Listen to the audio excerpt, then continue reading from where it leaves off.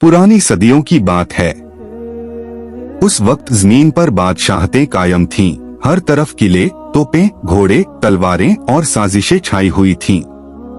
इल्म, अकल और होशियारी की कद्र तो थी, मगर गरीब को सिर्फ चालाकी ही बचा सकती थी। ऐसे ही एक गांव में दो भाई रहते थे। बड़े भाई का नाम हामिद था और छोटे का नाम सलीम। दोनों निहायत गरीब थे। माँ बाप बचपन में ही वफात पा चुके थे।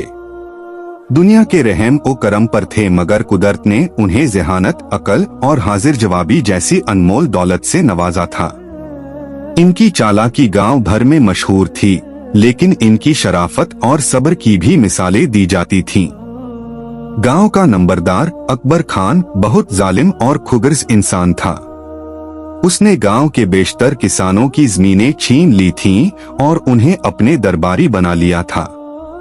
जो भी उसकी मुखालफत करता, वह या तो लापता हो जाता या फिर गरीबी की चक्की में ऐसा पिसता कि दोबारा सर उठाने के काबिल न रहता।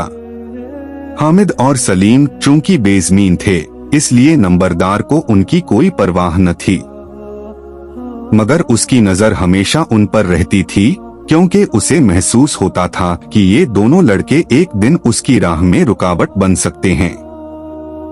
एक दिन नंबरदार ने ऐलान किया कि गांव में मौजूद खाली जमीनों पर सिर्फ वही आदमी हक रखेगा जो एक बड़ा काम अंजाम दे। उसने ऐलान किया कि जो कोई भी 7 दिन में बादशाह के दरबार से उसके लिए खिलते खास और सोने की मुहर वाला फरमान ले आएगा, उसे जमीन दी जाएगी। नंबरदार को यकीन था कि कोई भी ये काम नहीं कर सकता, खासकर उसके मुखालिफीन। मगर हामिद और सलीम ने फैसला किया कि वह ये काम करेंगे। दोनों भाइयों ने सारी रात सोच विचार की, मंसूबे बनाए और आखिर हामिद ने कहा, ये मौका है कुछ कर दिखाने का। अगर हमने अकल से काम लिया तो न सिर्फ जमीन हासिल करेंगे बल्कि अपनी इज्जत भी बनाएंगे। अगली सुबह दोनों भाई एक छोटे से गठरी में कुछ जरूरी सामान बांध कर रवाना हो गए। रास्ता तवील और खतरनाक था, मगर दोनों ने हिम्मत न हारी। पहले दिन वह एक पुराने जंगल से गुजरे जहां चोरों का कब्जा था। चोरों ने उन्हें रोक लिया और माल व दौलत मांगी। सलीम ने फौरन कहा, हम खाली हाथ नहीं हैं, बल्कि बादशाह के कासिद हैं। अगर तुमने हमें नुकसान पहुंचाया तो बादशाह की फौज तुम्हें तहस-नहस कर देगी। चोरों का सरदार हंसा, कासिद हो?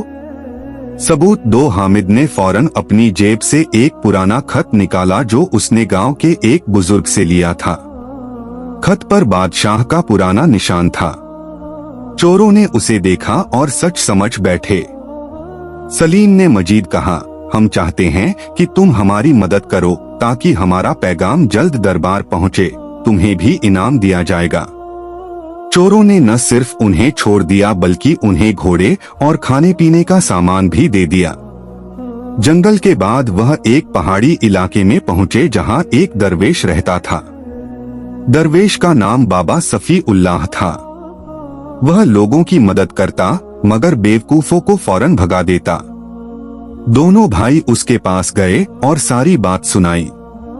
दरवेश ने उनकी बात सुनी, कुछ लम्हे खामोश रहा, फिर कहा, तुम दोनों की अकल सलामत है, मगर बादशाह का दरबार एक ऐसा मुकाम है जहां सिर्फ चालाकी नहीं, दिल की सच्चाई भी परखी जाती है। हामिद बोला, हमारी नीयत साफ है, हम सिर्फ इंसाफ चाहते हैं। दरवेश ने एक पुराना संदूक निकाला जिसमें एक खास तावीज और एक पुराना नक्शा था। उसने कहा, ये नक्शा तुम्हें एक खुफिया रास्ते से बादशाह के दरबार तक ले जाएगा।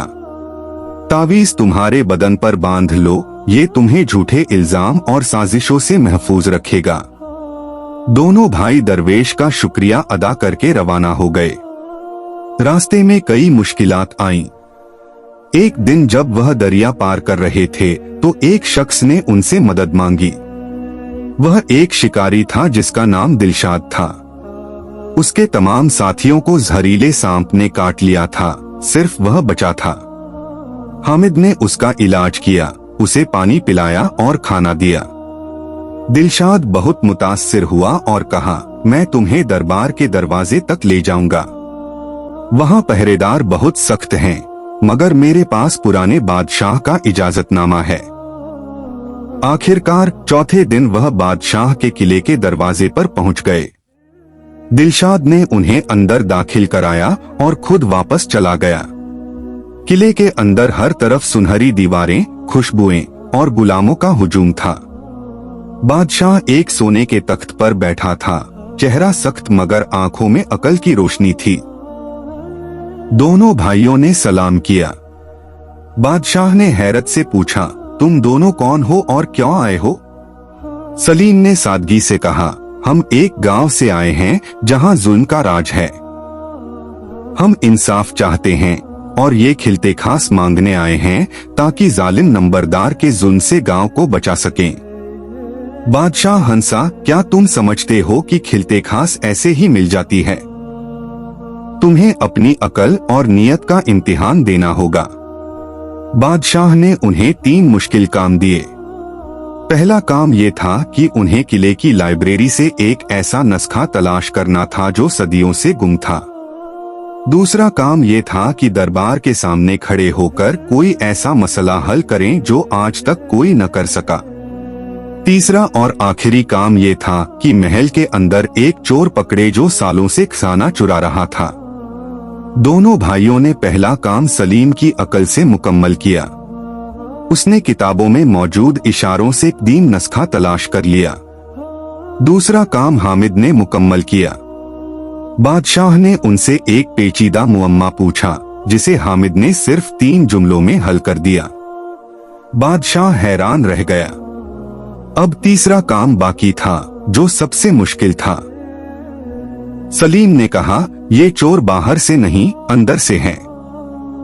वही शख्स चोर है जिसे सब वफादार समझते हैं। उसने नौकराने खास को शक की नजर से देखा और कई दिनों तक उन पर नजर रखी। एक रात जब सब सोए हुए थे, उसने महल के पिछले हिस्से में एक साया देखा। वह खामोशी से पीछे गया और चोर को रंगे हाथों पकड़ लिया। वह कोई और नहीं बल्कि महल का सबसे मोतबर ख्वाजा सरा था, जो बादशाह की बीवी के जेवरात भी चुरा चुका था। बादशाह ने दोनों भाइयों को गले लगाया, खिलते खास दी और फरमान पर सोने की मुहर लगा दी।